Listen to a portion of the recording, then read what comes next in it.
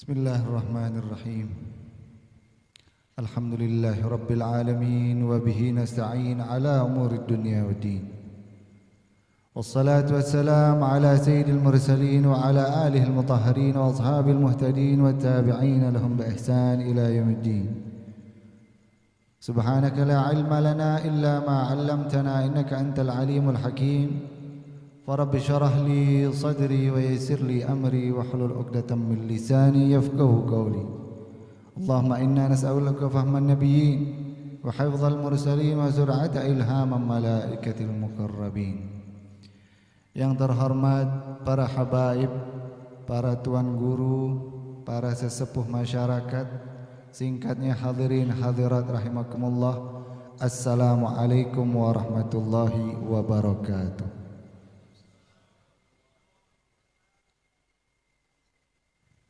Siapin kursi, maaf ya tapi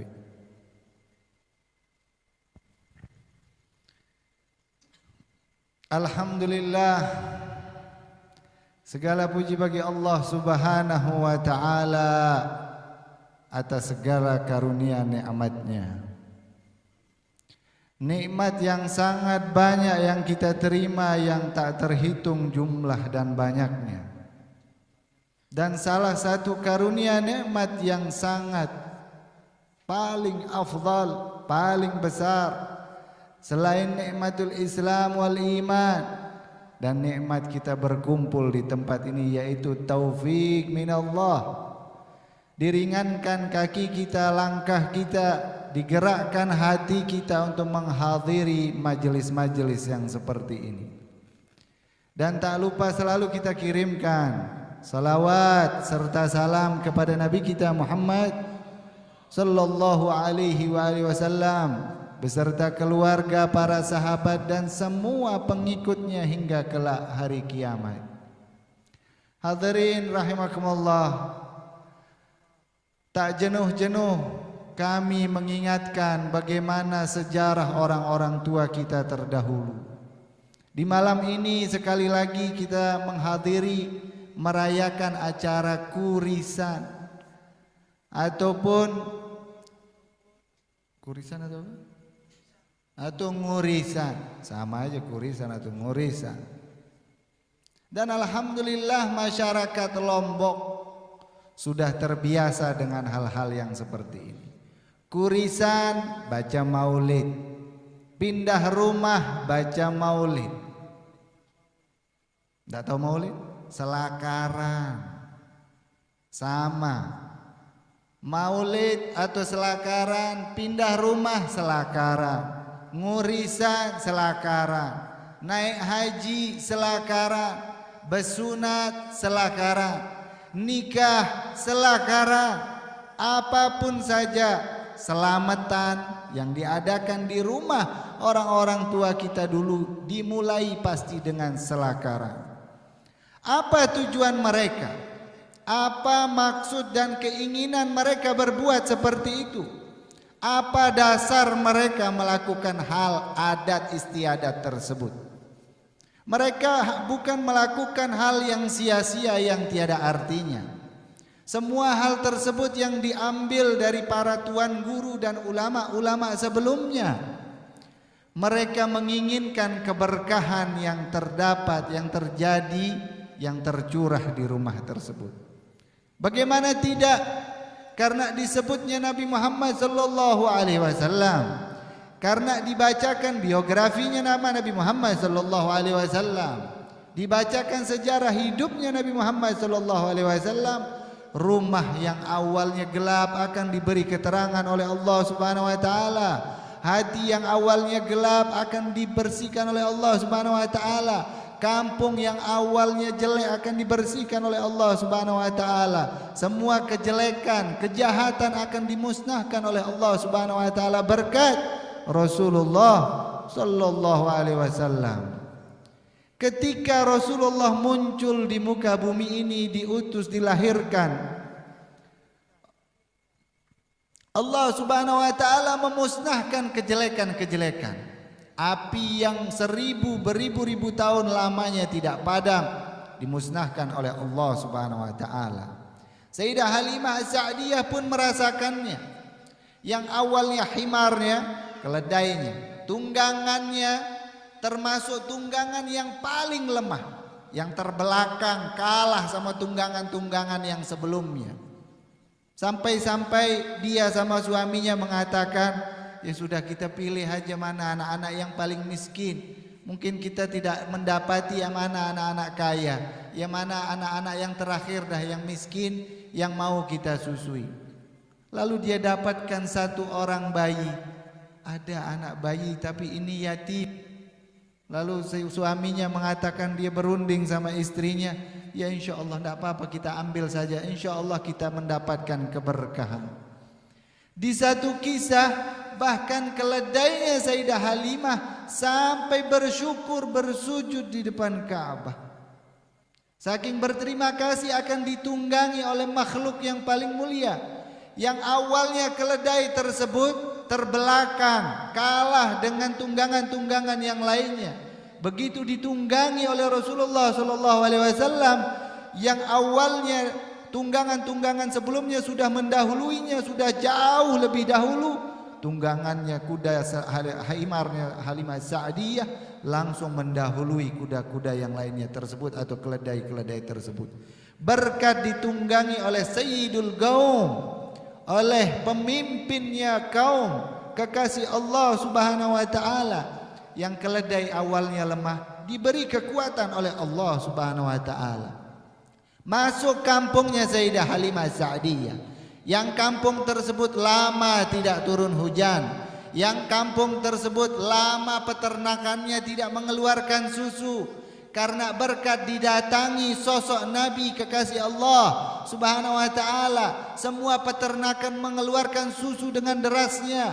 Tanah-tanah tersebut menjadi subur, mengeluarkan pepohonan dan buah-buahan yang sangat subur berkat Nabi Muhammad sallallahu alaihi wasallam.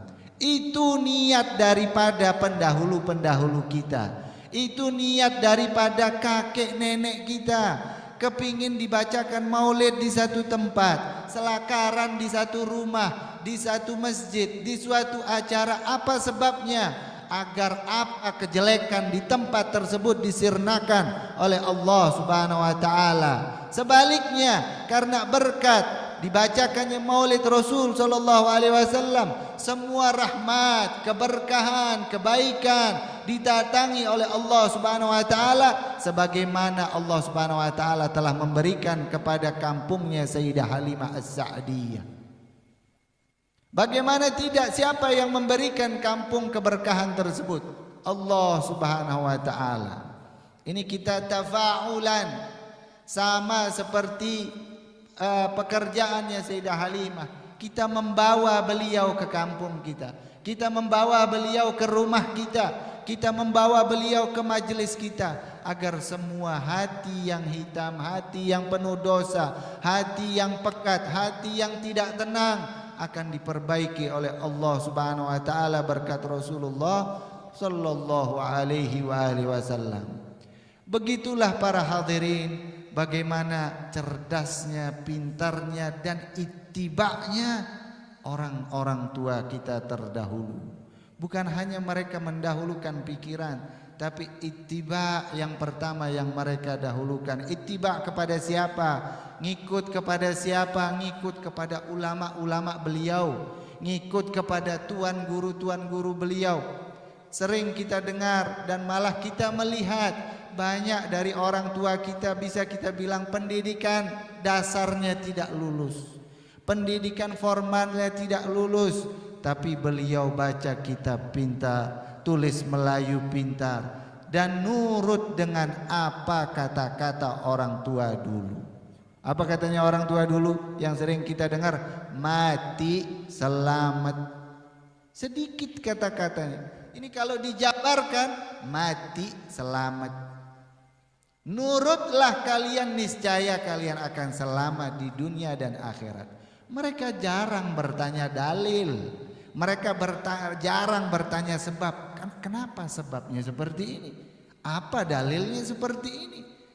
Karena apa? Mereka berkeyakinan sosok daripada guru-guru mereka, Sosok daripada tuan guru mereka mengajarkan kebaikan bukan dengan kebohongan. Karena mereka tahu siapa tuan guru mereka, mengajarkan mereka melalui sanad yang langsung bersambung kepada Rasulullah sallallahu alaihi wasallam.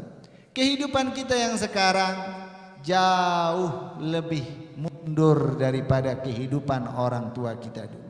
Memang kita lihat kemajuan kita jauh lebih maju daripada mereka. Elektronik, teknologi jauh kita lebih maju daripada mereka. Namun keberkahan yang mereka dapati jauh lebih banyak daripada yang kita dapati.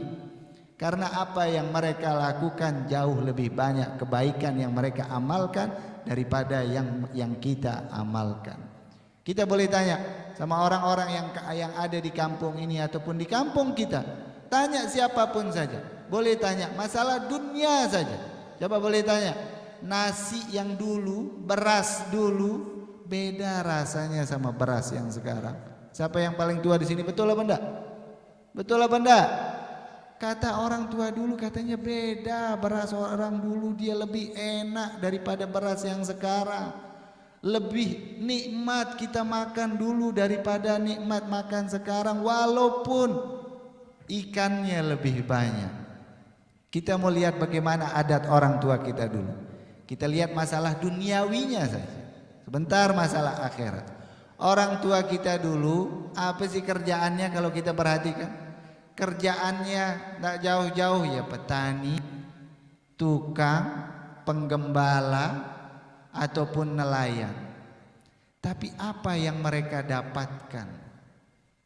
Tanahnya Masya Allah hektaran, ataupun rumahnya walaupun kecil tidak berutang, cash. Sekarang rumahnya mewah, kredit, motornya mewah, kredit, mobilnya mewah, kredit, TV-nya kredit, handphone kredit, sak panci-panci kredit di dalam. Berkahnya orang tua dulu, mereka cash. Ini masalah dunia saja. Pekerjaan mereka sederhana, pekerjaan mereka biasa.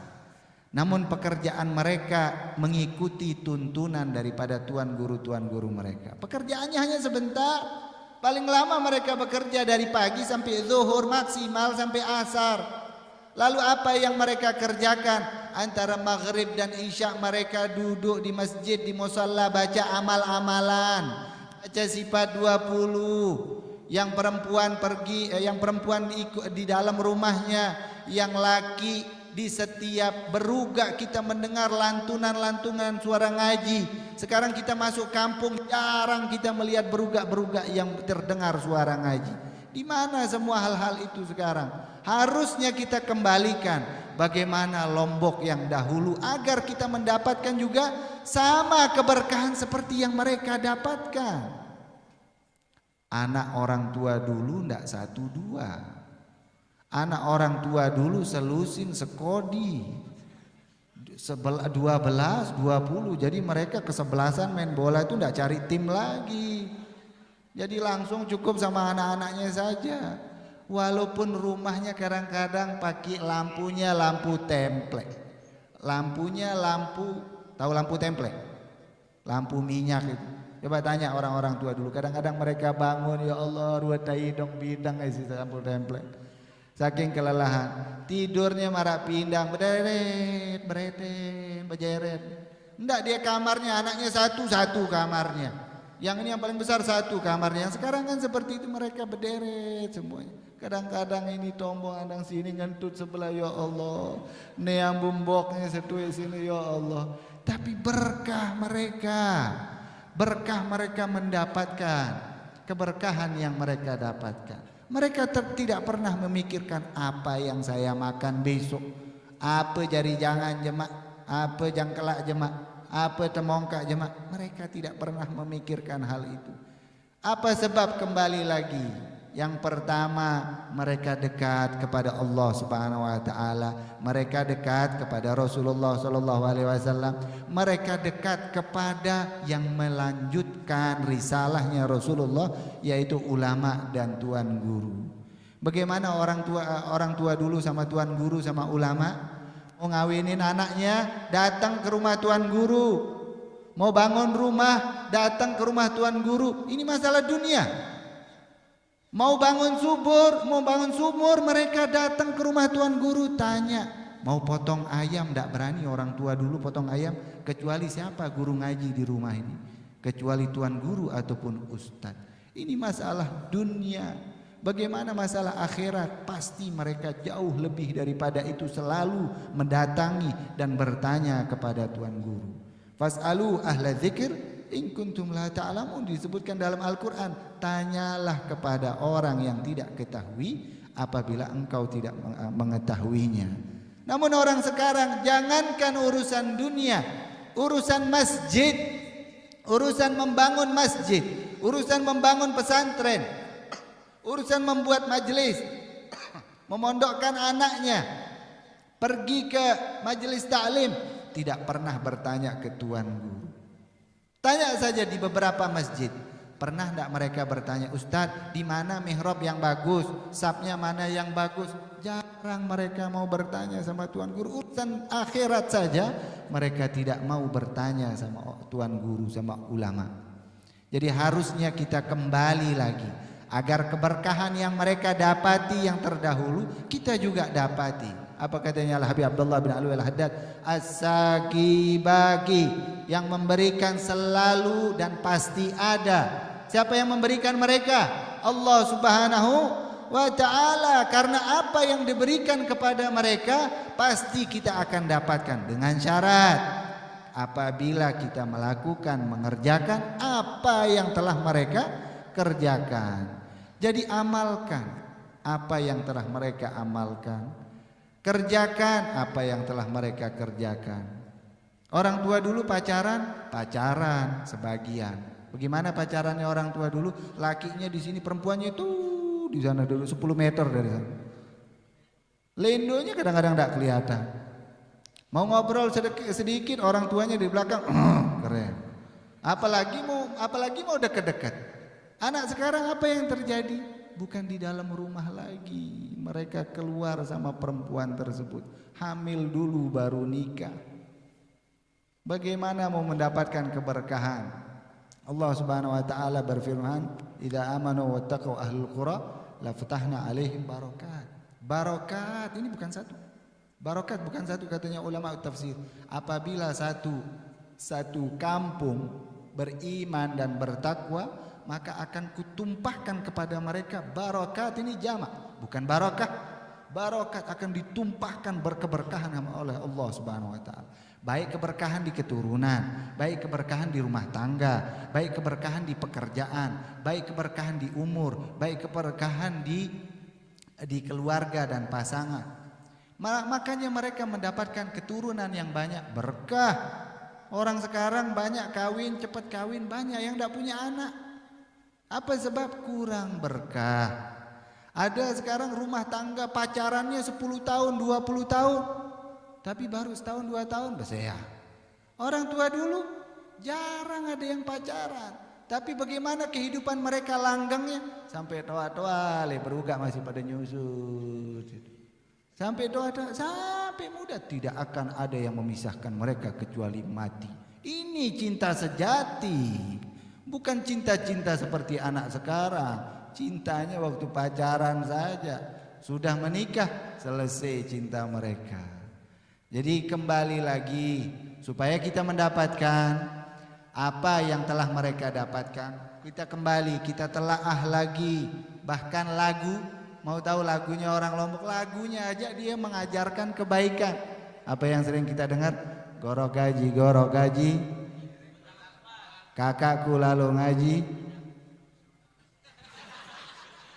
Itu plesetan itu. Kakakku lalu ngaji, adikku baca kitab. Itu aslinya. Subhanallah, bagus. Lagunya aja bagus. Kakakku lalu ngaji, adikku baca kitab. Sekarang apa lagunya? TikTok. Subhanallah.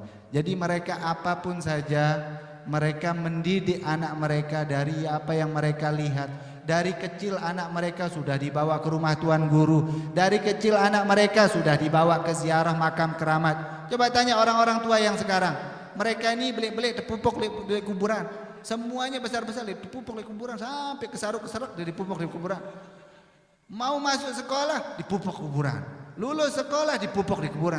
Setiap ada apa-apa dipupuk di kuburan. Tapi jadinya mereka orang-orang besar. Sekarang kapan kita ziarah makam ulama? Makam keramat, kapan kita ziarah? Kadang jarang, setahun sekali. Makanya kita lihat, gali lagi, tanya sama nenek-nenek kita, tanya sama kakek-kakek kita, apa amalan-amalan orang tua dulu? Bagaimana mereka hidup mendapatkan kesuksesan, supaya kita juga mendapatkan kesuksesan yang sama. Bahkan tidak jarang dari mereka sebagai diangkat menjadi waliullah, kekasih Allah Subhanahu wa taala. Mau tahu buktinya? Banyak orang tua kita dulu, hampir setiap mereka meninggal, mereka seakan-akan tahu kayaknya mau meninggal. Karing semenda, wah ini sebentar lagi sudah, ini papu mewah datang, atau guruku sudah datang. Kayak mereka tahu sudah mau meninggal. Itu ciri-ciri waliullah, kekasih Allah Subhanahu wa taala. Berapa banyak dari mereka meninggal masih pakai mukenah telekungnya. Berapa banyak dari mereka meninggal masih di atas rehannya. Berapa banyak dari mereka antara maghrib dan isya meninggal di tempat itu. Yang sebaliknya kita lihat sekarang, berapa banyak teman-teman kita meninggal di pengkolan. Tidak usah kita sebut namanya, daerah itu. Kadang-kadang mereka dalam keadaan telanjang, dalam keadaan baru minum khamar, kadang-kadang sama perempuan kecelakaan, naudzubillah min dzalik. Insyaallah dengan berkahnya Maulid, insyaallah berkat kita membacakan Nabi Muhammad sallallahu alaihi wasallam, membacakan manaqib Nabi Muhammad sallallahu alaihi wasallam, dosa-dosa kita diampuni oleh Allah Subhanahu wa taala. Berkat manaqib Rasulullah sallallahu alaihi wasallam, kita dijadikan yang lebih baik lagi dari hari kemarin. Dijadikan orang-orang yang saleh, menjadi orang-orang yang muttaqin. Dijadikan orang-orang yang istiqamah selalu di jalan Allah Subhanahu wa taala. Apabila dari kita ada yang sakit, berkat Maulid, insyaallah Allah sembuhkan penyakitnya. Dan orang tua kita ataupun orang-orang yang kita sayangi, kalau ada yang sakit, semoga Allah Subhanahu wa taala mengangkat dan menyembuhkan penyakitnya. Kalau ada dari kita yang mendapatkan kesulitan, berkat Maulid, insyaallah Allah mudahkan. Apabila dari kita ada yang terlilit hutang piutang, semoga Allah Subhanahu wa taala segera melunaskan. Apabila dari kita ada yang belum menikah mendapatkan jodoh, semoga Allah Subhanahu wa taala segera mendatangkan jodoh yang saleh dan salehah. Yang udah jangan amin.